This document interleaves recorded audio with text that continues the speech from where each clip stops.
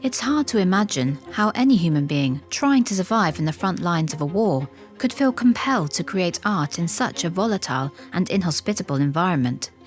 Bullets and bombs don't discriminate between those brandishing rifles and those wielding pencils. And yet, the volume and complexity of artistic expression that emerged during the First World War was unprecedented. The conflict took place at one of the most creative moments in art history, providing fascinating insights into one of the deadliest wars on record. Even to this day, war artists are still being commissioned, and the role continues to be viewed as a crucial means of understanding how conflict is experienced. But it was the early war artists that laid the groundwork, often risking their own lives to document the human experiences of war. But exactly how close to the action did war artists get? Did they always paint the truth? How were they able to sketch and paint in the midst of the chaos and carnage? And could any of us do it? We invited professional artist Gareth Reid to visit the Imperial War Museum, London, to find out more about war artists. After winning Sky Art's Portrait Artist of the Year, he was commissioned to paint high-profile figures, such as Graham Norton and King Charles III.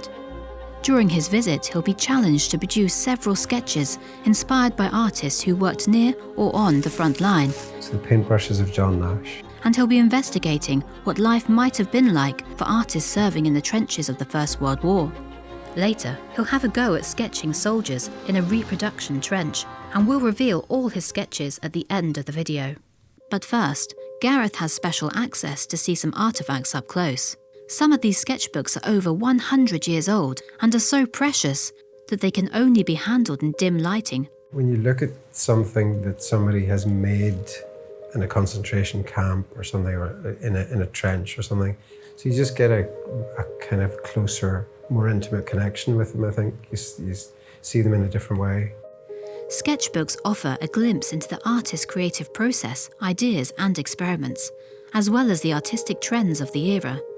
They can give valuable historical, political and cultural insights into a given period. Okay, yes, so the paintbrushes of John Nash. Brush tip, which has been used within an inch of its life. It's obviously gone through a lot.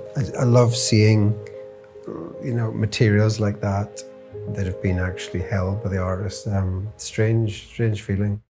Paul and John Nash were brothers who both served in the First World War and became official war artists.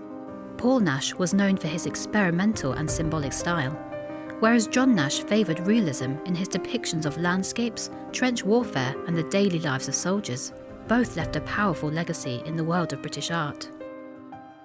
72 war artists were employed during the First World War, and a further 89 who were attached to serving forces also contributed work to the official scheme.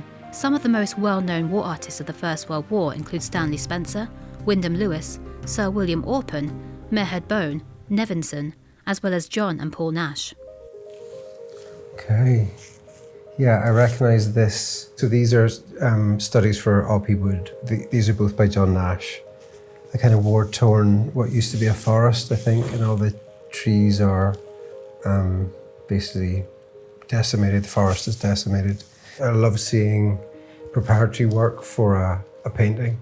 I almost prefer these to the painting because you can see how the painter's brain is working, how they kind of develop and move things around. This is a bit more expressive, and this is more like a structured, real preparatory drawing. This could be from life, I'd say. So he's trying to record what's actually going on. This is more focused on the landscape. I think mine be more focused on the figure. I suppose there's an atmosphere in these, which, a kind of brooding atmosphere, which might be quite interesting to try and replicate. Yeah, this is really quite a precise, final preparatory sketch because it's squared. It's squared off. The final painting would look is pretty much a facsimile of this, except larger. He was probably seeing droves and droves of people being killed, kind of uselessly, trying to show how commonplace and mundane it had become, and how futile it was. I think that's the kind of sense I get from it, kind of trudging towards their doom. Yeah, I've really loved looking at all of them. Each one of them has been really interesting. It's given me a lot to think about. Inspired by the treasures within the Imperial War Museum archives, Gareth now heads to the other side of the museum to see the completed works in the new art gallery.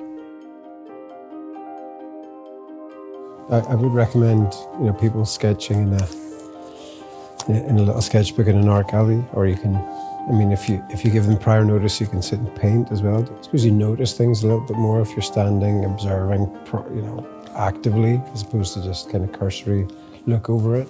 It just helps me remember the little bits that I think are good about a painting that I can try and bring into my own work. It just really helps you kind of crystallize what you like. Soldiers going over the top, everyone like trudging towards their death. Soldiers have kind of got the same face pretty much. John Nash was posted to the Western Front in November 1916. On the 30th of December 1917, Nash's unit was hastily ordered to go over the top into no man's land. His unit suffered heavy losses, and Nash hid in a crater in no man's land until he could get to safety. But over the top you'll count as being the most significant of your First World War pictures, the one you... Yes I do, yeah. Second World War paintings were really more commissioned. First World War paintings were the result of actual vivid experience. John Nash completed Over the Top in June 1918. He completed Oppie Wood the same year. He shared a makeshift studio inside a herb drying shed with his brother Paul, who at the same time was commencing work on one of his most famous paintings, The Men in Road. So in this painting, they're almost like they're tiny little paintings, little small paintings within the huge painting. It works as one big composition. Here is the vertical mark making, and then this just not a completely non-naturalistic wave pattern. This becomes a really dense, kind of intricately woven linear bit. Lots of different colours, those big plain areas. And then here it becomes impasto and scraped in, just to kind of show the roughness of the concrete. Often when I'm in a gallery and I see something like that things that I wouldn't have thought about myself, I just take a little note. It's only like a 2-minute thing, and then I forget about it forever. I'm supposed to go back and remind myself of it. Gareth is meeting Rebecca Newell, head of art at the Imperial War Museum, to learn more about the Nash brothers. Hi, Gareth. Hi, how you doing? Good. Thanks for meeting me. So we saw the preparatory drawings for this, so I was just wondering if you could tell me a bit more about it. Absolutely. So this is Paul Nash's Men in Road, First World War painting, painted in 1919, and it's a work that really displays his kind of potential as a war artist in full by this point. Paul Nash was sent to Ypres in February 1917, but he was injured and sent home. Whilst recuperating, he created 20 drawings from sketches made in the trenches. So if a lot of the work was commissioned by the government, so they didn't mind it looking horrific? Because I get the sense that none of it is glorified. Though propaganda, morale is part of the government agenda, absolutely. Artists were also given what I think of as quite an open brief. They were asked to record the war. That is an extremely freeing brief compared to the generation before.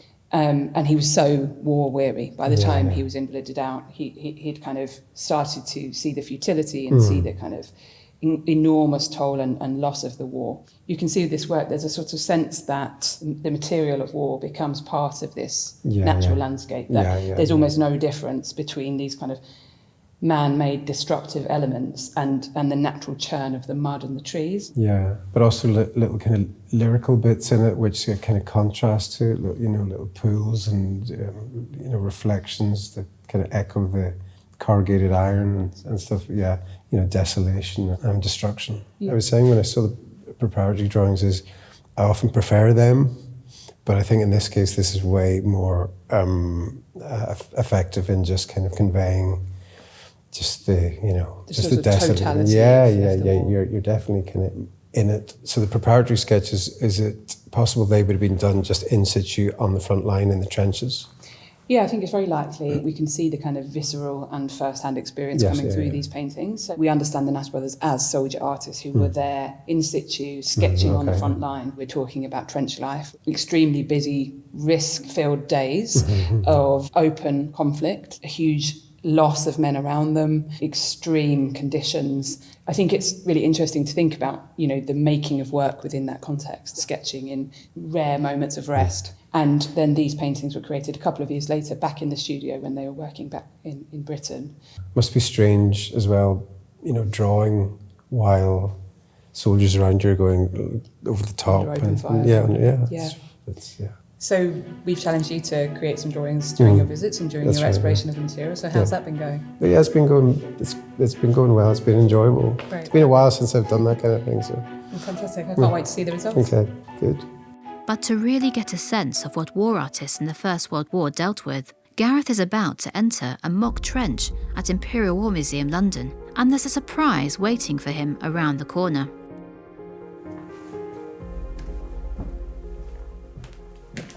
Okay.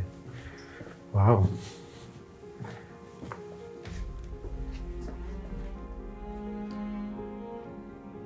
Okay.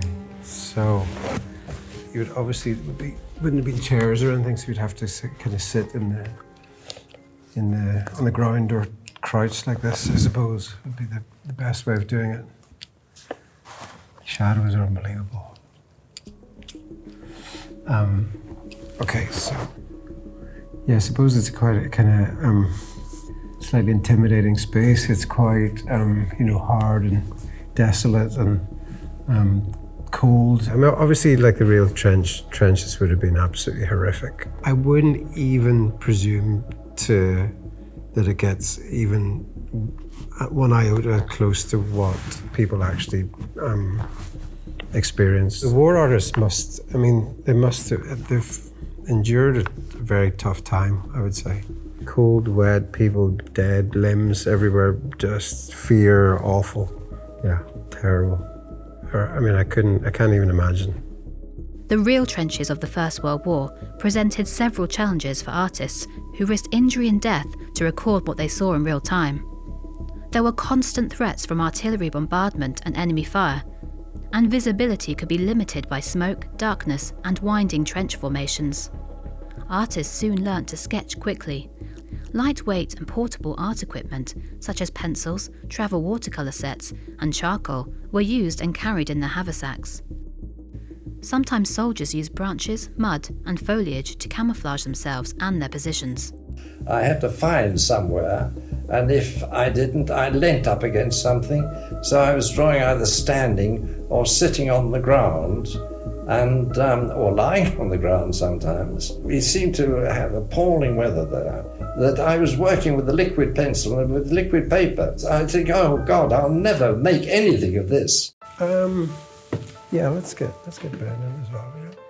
Yeah. Ben, the challenge is the discomfort, it's just sheer discomfort of being in a difficult position. Gareth only has 45 minutes of sketching time in the trench, but he's hoping to complete several drawings. To make matters even more challenging, his models can only hold their poses for a few minutes at a time. The gear worn by infantrymen in the First World War was notoriously heavy and cumbersome, and the webbing alone could weigh around 4.5 stone. I'm trying to get all the little bits of uniform and kit, but I would kind of draw quickly in a more linear way, moving away from tone. But it's essentially a line drawing. Yeah, you don't lift your pencil off the paper. It's a fairly decent strategy for drawing something quick. I think it's a good way for somebody learning how to draw to work because it makes them less precious about trying to get it right first time. I always close one eye when I'm looking. It kind of flattens the shape, makes it a bit easier to see when you eliminate depth. Gareth is keen to try a pose inspired by a Nash painting. Could you stand up this time and then maybe point the gun over the trench? The two World War I reenactors have really helped set the scene for Gareth, but some poses are proving particularly difficult to maintain. Yeah, it's a heavy piece. Yeah, right, I'll be as fast as I can.